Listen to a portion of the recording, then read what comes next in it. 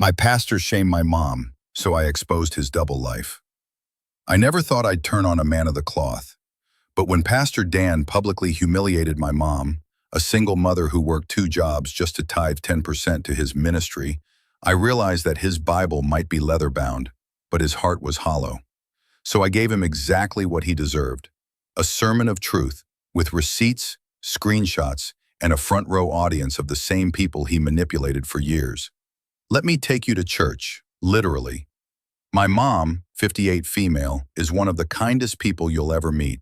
She raised me, 28 female, alone after my dad split when I was 6. Never remarried, never complained, just worked, prayed, and gave. She's been going to the same church for over a decade, and she worshiped the ground Pastor Dan, 45 male, walked on. Until one Sunday. She was sitting in her usual spot when Pastor Dan took the mic during community testimony, a weekly tradition where people share their spiritual struggles. Except this time, he went rogue.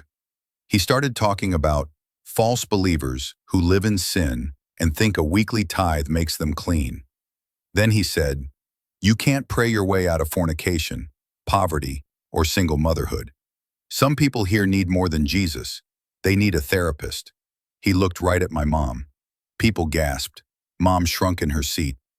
I wasn't there that day, but when she came home in tears, I swear, I felt fire in my bones.